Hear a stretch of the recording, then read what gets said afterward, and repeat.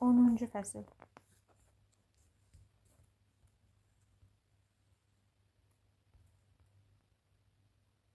İllər keçirdi. Yazlar və payızlar bir-birini əvəz edir. Qısa heyvan ömürləri başa çatırdı. Nəhayət elə bir gün gəldi ki, fermada Clover, Benjamin, əl qarğası Moses və donuzlardan başqa üsyandan əvvəlki köhnə vaxtları xatırlayan heç bir heyvan qalmadı. Muriel vəfat etmişdi. Artıq Bluebell, Jesse və Pincher də ölmüşdülər. Jones da həyatını hardasa uzaqlarda, içki düşkünləri üçün olan sığınaqda başa vurmuşdu. Snowball yaddan çıxmışdı. Onu yaxından tanıyan bir neçə heyvanı çıxmaq şərti ilə boks evdə xatırlayan yox idi. Clover qocalıb, əldən düşmüş və daim irinləyən qoca bir yabıya çevrilmişdi. Təqaüd yaşından 2 il keçirdi, lakin indiyə qədər heç bir heyvan təqaüdə göndərilməmişdi. Otlaq sahəsinin bir hissəsini təqaüdçü heyvanlara veriləcəyi haqqında söhbətlər çoxdan unudulmuşdu. Napoleon çəkisi 150 kiloya qədər çatan nəhəng heybətli bir qabana çevrilmişdi. Çığırğan o qədər kökəlmişdi ki, göz qapaqları güclə açılırdı. Yalnız qoca Benjamin dəyişməmişdi. Düzdür, sifətinin tükləri biraz ağarmışdı. Bir də bokserin ölümündən sonra lap qara qabaq olmuş. Öz içinə çəkilmişdi. Təbii artım uzun illər bundan əvvəl gözlənilən kimi böyük olmasa da, indi fermada xeyli heyvan yaşayırdı. Yeni doğulanların əksəriyyəti üçün üsyan illərindən arxasında qalan və sadəcə əks sədası yaşayan dumanlı bir ənənə idi. Yeni alınanlar isə özlərindən əvvəl baş vermiş hadisələrdən xəbərsiz idilər. Cloverdən başqa fermada indi 3 təzə at da yaşayırdı. Onlar namuslu heyvan, vicdanlı, işçi və yaxşı yoldaş kimi tanınırdılar, lakin çox səfeh idilər. Heç biri əlifbanı B hərfindən o yana öyrənə bilməmişdi. Onlar üsyan və animalizm prinsipləri haqqında danışılanların hamısında ilə razılaşırdılar. Xüsusən də bu söhbətləri hər üçünün hörmətlə yanaşdıqları Cloverdən eşidəndə inamları daha da artırdı. Lakin eşitdiklərindən nə isə anlamaları böyük sual altında idi. İşlərin yaxşı təşkili sayəsində fermada daha da inkişaf etmişdi. Nəyincə inkişaf etmişdi? Hətta ərazi də genişlənmişdi. Mr. Plinktondan alınmış 2 yeni sahə var idi. Nəhayət dəyirmanın tikintisi uğurla başa çatdırılmışdı. Taxıl döyən maşın alınmış, elevator və bir neçə yeni bina tikilmişdi. Umper özünə ekipaj almışdı. Lakin yel dəyirmanlarından elektrik işığı əldə etmək niyyəti baş tutmamışdı. Burada un üyüdülür və yaxşı qazanc götürülürdü. Dəyirmanın tikilməsi ilə heyvanların əzab-əziyyəti başa çatmamışdı. İndi də dinamo quraşdırılmalı idi. Bir zamanlar Snowball, bolluk, bərəkət, həftədə 3 dəfə işləmək barədə danışırdı. Xatırlayırsınız? Artıq bunların heç biri yada düşmürdü. Fermanın get-gedə zənginləşdiyini görməmək olmazdı. Amma donuzlardan və köpəklərdən başqa bu zənginliyin heç bir heyvana faydası yox idi. Bəlkə də çoxlu donuz və köpək olması sayəsində belə təsəvvür yaranırdı. Təbii ki, onlar yaxalarını işdən kənara çəkmirdilər. Çığırğanın yorulmadan təkrarladığı kimi donuzların üzərindəki ferma işlərinin təşkili və nəzarətin həyata keçirilməsi kimi çox ağır bir vəzifə var idi. Və bu onların üzərinə düşürdü. Səviyyələri çatmadığından heyvanların çoxunun bu işlər haqqında sadəcə təsəvvürləri yox idi. Məsələn, çığırğan izah edirdi ki, donuzlar hər gün saatlarla məlumat, hesabat, arayış, protokol, yaddaş qeydi kimi mühüm işlərlə məşğul olurdular. Bunlar böyük kağız vərəqələrdə sıx xətlərlə yazılırdı. Yazılıb tamamlanan bir müddət sonra isə fermanın buxarısında yandırılırdı. Çığırğan deyirdi ki, fermanın rifahı üçün bu sənədlər son dərəcə zəruridir. Lakin indiyə qədər donuzlarla köpəklər öz zəhmətləri heç bir məhsul istehsalında iştirak etməmişdilər. Əvəzində isə həmişə əla iştahları ilə seçilirdilər. Digər heyvanlar da həyatlarında elə bir ciddi dəyişiklik baş vermədiyinin fərqində idilər. Həmişə ac idilər, gölməçələrdən çirkli su içirdilər. Ərpimiş samanın üstündə yatır və gecə-gündüz tarlada çalışırdılar. Qışda soyuqdan, yayda isə mığmağa və ağcaqanaddan əziyyət çəkirdilər.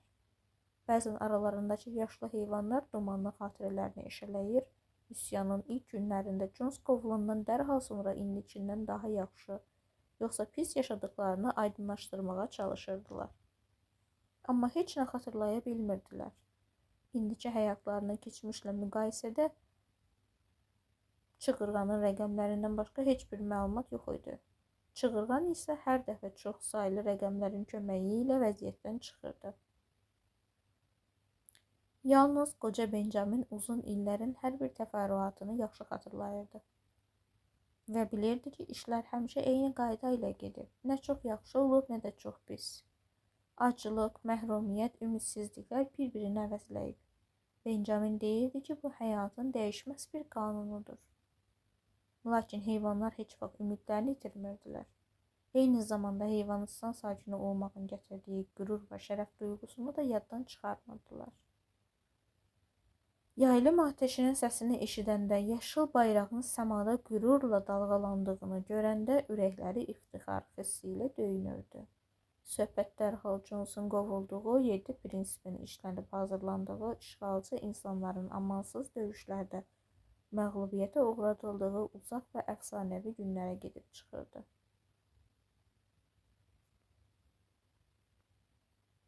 Onlar düşünürdülər ki, İngiltərə heyvanları mahnısının melodiyasını fermanın künc bucağından gizlicə səsləndirsələr də, bəkdən oxumağa cürət edə bilməzlər.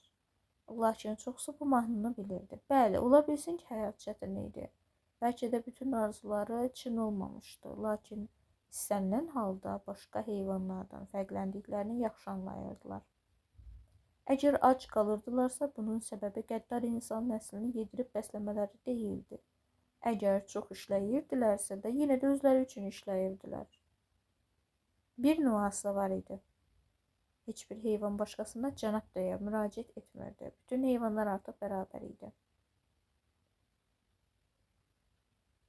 Qaranlıq qovuşanda Çığırğan özünü fermaya çatdırdı. Qoyunlar hava isti olduğundan yerlərində qalmağa əmr etdi. Onları Ağcaqayın pöhrəliyinə aparmışdı. Orada otlayırdılar.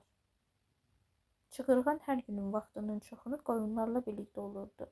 Dediyinə görə yeni mahnı sözlərini öyrədirdi. Bundan ötəri isə tək qalmalarına ehtiyac vardı. Qoyunlar geri qayıdandan sonra axşam tərəfi iş gününü başa vurub fermaya dönən heyvanlar həyətdə qorxu dolu at kişnərtisi eşitdilər. Heyvanlar təəccüb içərisində yerlərində muxlanıb qaldılar. Bu Clover'in səsi idi. O yenidən kişnədi və bütün heyvanlar 4 ayaq fermaya götürüldü. Həyətə girib Clover'in nədən belə qorxu ilə kişnəməsinin səbəbini anladılar. Həyətdə bir donuz şəslə arxa ayaqlar üzərində gəzişirdi. Bəli, bu Çığırğan idi. Addımlarını ehtiyatla atırdı. Deyəsən hələ iri qarnını 2 ayağının üstündə gəzdirməyə alışdırmamışdı. Lakin müvazinətini asanlıqla saxlayaraq həyətdən keçib ferma binasına girdi. Bir neçə dəqiqə sonra isə dal qapıdan hamısı arxa ayaqları üstündə keçməyə başladılar. Bəzilərində isə 2 ayaq üstə yerimək yaxşı alınırdı. Bəzilərinin ehtiyatla yeridikləri sezilirdi. Bir yaxud 2 donuz isə hər addım başda sanki yıxılmaqdan qorxurlarmış kimi istintaqgah axtarardılar. Amma heç biri yıxılmadı və uğurla dövrə vurub ferma binasına qayıtdılar. Ardınca isə köpəklərin dəhşətli hürüşməsi və qara xoruzun zil səslə banlaması eşidildi. Napoleon özü həyətə çıxdı. Ağır hökümlü nəzərlərlə hamı yuxarıdan aşağı baxaraq köpəklərin əhatəsində 2 ayaq üstə meydandan keçdi. Bu dırnaqları arasında qırmaç tutmuşdu.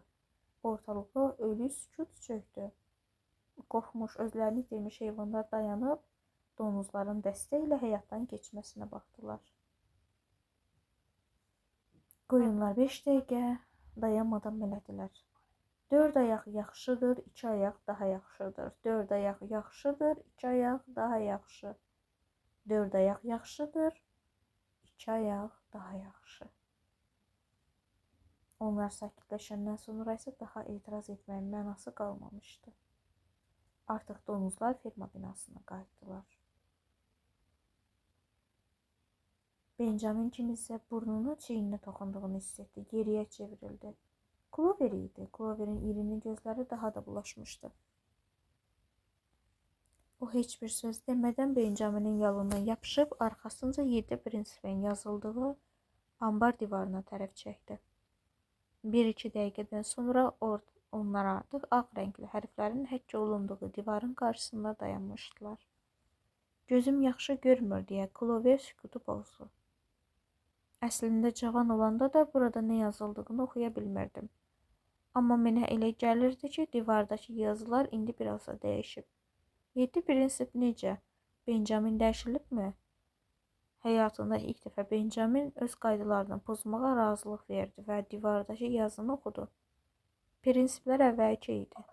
Yalnız bir prinsip dəyişilmişdi. Bütün heyvanlar bərabərdirlər. Lakin bəzi heyvanlar başqalarından daha çox bərabərdilər. Bunun ardınca ertəsi gün fermada işlərin gedişinə nəzarət edən donuzların dırnaqları arasında qırmanc tutmaları heç kəsə qəribə görülmədi. Onlar John Bull, Titbit, Daily Mirror kimi nəşrlərə abunə yazılmaqları da təəccübləndirmədi.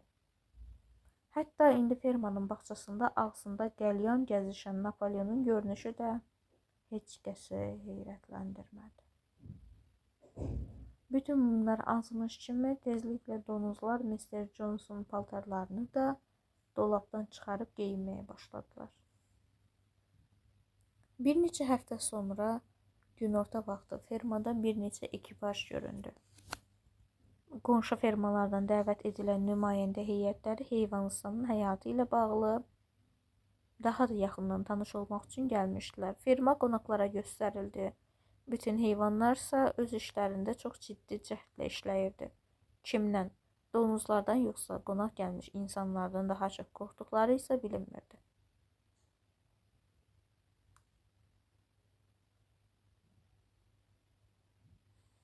Heyvanlar əvvəlcədən razılığa gəliblərmiş kimi sakitcə fermanın bağçasına tərəf getdilər. Həyət qapısını keçib tərəddüd içərisində dayandılar. Lakin Clover qabağa düşüb hamının arxasınca apardı. Onlar barmaqlarının ucunda evə yaxınlaşdılar.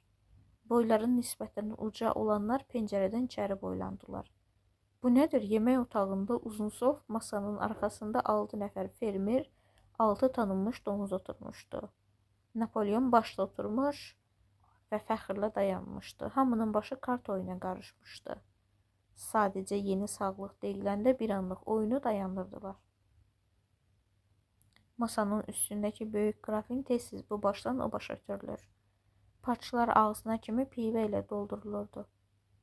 Heyvanların pəncərə şüşəsinə yapışmış təəccüb dolu sifətlərinə fikir verən də yox idi. Foxwooddan gəlmiş Mr. Pullington pivə parçasını götürüb ayağa qalxdı. Möhtərəm məclis iştirakçılarının indi söyləyəcəyim sağlığı içmələri xahiş edirəm, dedi. Lakin içməzdən əvvəl zəruri saydığım bir neçə sözü diqqətinizi çatdırmaq istəyirəm. Böyük məmnunluq hissi ilə bildirirəm, deyə Mr. Pullington sözünə davam etdi. Və hamının fikirlərinə şərik olacağına əminəm ki, münasibətlərimizdə uzun müddət davam edən anlaşılmazlıq və inamsızlıq artıq keçmişdə qalmışdır. Artıq elə bir zaman gəlmişdir ki, bu mənim tək fikrim deyil. Həm də burada əyləşənlərin sözlərinə şərik olacağımı düşünürəm. Heyvanistanın hörmətli rəhbərləri qonşularını nəinki düşmənçilik hissləri ilə bəsləmədən, hətta müəyyən inam və etimadla yanaşa bilərlər. Çıxışımı Heyvanistan qonşuları arasında qurulmaqda olan dostluq əlaqələrinin vacibliyini bir daha xatırlatmaqla bitirmək istəyirəm. Donuzlarla insanlar arasında indi heç bir mənafiə toqquşması yoxdur və ola da bilməz. Bizim mübarizələrimiz də, ətənliklərimiz də eynidir. Məgər işlə bağlı problemlər hər yerdə eyni deyilmi? Mr. Pullington çıxışının bu yerində əvvəlcədən hazırladığım müdrik kəlamı söyləmək niyyətində idi. Lakin heyecanlandığımdan demək istədiklərini yadına sala bilmədim. Bir dəfə duruxub nəhayət səsləndi. Əgər sizdə işçi heyvanlar varsa, bizdə də işçi sinif var. Masa arxasından şən bir uğultu keçdi. Mr. Pullington donuzları fermada müşahidə etdikləri sərt idarəçilik üsulu, uzun iş günü, ərzaq payının azaldılması və heç bir heyvanın nazı ilə oynanılmaması münasibətilə təbrik etdi. Pivə parçalarının doldurulduğuna əmin olduqdan sonra Mr. Pullington hamıdan ayağa qalxmağa xahiş etdi və çıxışına təntənəli şəkildə yekun vurdu. Cənablar, heyvanısanın çiçəklənməsinin şərəfinə badə qaldırıram. Alqışlar və döşəməyə zərblə vurulan ayaq tapıltıları eşidildi. Napolyon görünməmiş iltifat göstərib kreslodan qalxdı. Masanın ətrafında dövrə vurdu və pivəsini son damlasına qədər içməmişdən əvvəl parçını Mr. Pullingtonun parça ilə toqquşdurdu. Uzun müddətdən bəri idi ki, biz gözlü götürməyən düşmənlərimiz belə düşünmək üçün hər cür əsasımız var. Şəxsən mənim özümün və həmkarlarımın şübhəli, hətta deyərdim ki, inqilabi baxışlara tərəfdar olmağımız haqqında şayiələr yayırdılar. Güya biz qarşımıza qonşu fermalardakı heyvanları öz sahiblərinə qarşı üsyana hazırlamaq məqsədi qoymuşuq. Bu fikir həqiqətən də uzaq olan başqa bir uydurmanı təsəvvürə gətirmək mümkün deyil. Keçmişə də, indi də əsas məqsədimiz bütün qonşularımızla dinc yanaşı yaşamaq və qarşılıqlı biznes münasibətləri qurmaqdır. Napolyon daha sonra dedi: Mən köhnə şübhələrin tam şəkildə aradan qaldırıldığına inanmıram. Lakin son zamanlar fermanın idarəçiliyində həyata keçirilən dəyişikliklərin bundan sonra etimad və qarşılıqlı inam mühiti yaradacağına, fərqlərin aradan qalxacağına əminəm. Məsələn, indinin özündə də fermadakı heyvanların bir-birinə yoldaş deyə müraciət etmələri kimi axmaq vərdişlər var. Buna bir dəfəlik son qoyulacaq, mənşəyi bizə naməlum qalan başqa qəribə ənənələr də mövcuddur. Hər bazar günü səhər heyvanlar qoca donuzun bağda kötüyün üstünə qoyulmuş kəlləsi önündən təntənəli marşla keçirlər. Buna da tezliklə son qoymaq lazım gələcək. Həmin kəllə sümüyünün isə təcili şəkildə dəfn etmək lazımdır. Nümayəndə heyətinin üzvləri yəqin meydanda dalğalanan yaşıl bayrağı gördülər.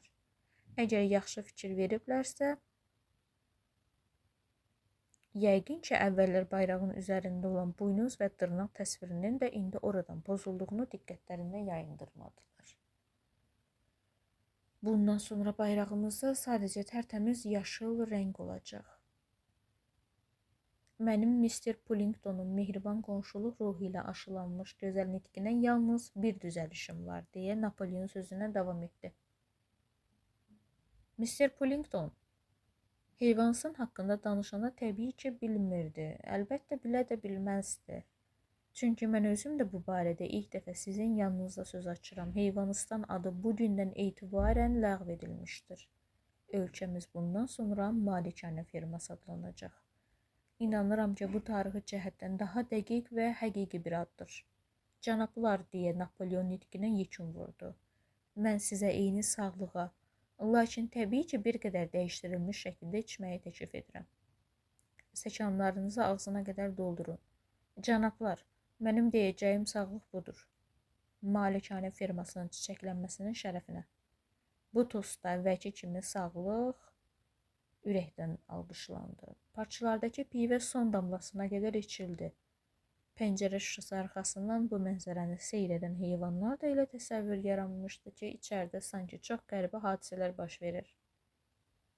Donuzların sifətlərində bu dəyişikliyi yaradan nə idi? Kloverin nurunu itirməkdə olan irinli gözləri donuzların birinin sifətindən o birinə yönəlirdi. Bu sifətdən o birinə, birində 5 buxaq, o birində 4 buxaq, başqalarında isə 3 buxaq var idi. Bu sifətlər onun gözləri qarşısında ifadələrini dəyişir, əriyib bir-birlərini qarışırdılar. Alqış səsləri bitəndən və dəstə yenidən qumar masasının ətrafına qayıdandan sonra heyvanlar da sakitcə pəncərənin önündən çəkildilər. Lakin 5-10 addım aralanmamış onlar ayaq saxlamalı oldular. Ferma binasından qulaq batırıcı bağırtı səsləri gəlirdi. Heyvanlar yenidən özlərini pəncərənin qabağına çatdırıb içəri baxmağa çalışdılar. Qonaq otağında mərəkə qopmuşdu. Qəzəbli çığırtılar və zərblə masaya dəyən yumruq səsləri eşidilir, şübhə dolu baxışlar qarşılaşır, təksiblər və etirazlar səslənirdi. Həyəcanın səbəbi Napoleonun da, Mr. Pullingtonun da eyni anda toz çıxarmaları idi. 12 səs əsəbiliklə mübahisə edirdi. Bu səslərin hamısı bir-birinə bənzəyirdi. Donuzların sifətində baş verən dəyişikliyin səbəbi heyvanlara yalnız indi aydın oldu. Heyvanlar təəccüb dolu baxışlarını donuzlardan insanlara, sonra isə təkrar insanlardan donuzlara çevirirdilər. Gözlərini zilləyib dönə-dönə baxırdılar. Lakin artıq onları bir-birindən fərqləndirmək, kimin kim olduğunu söyləmək mümkün değildi.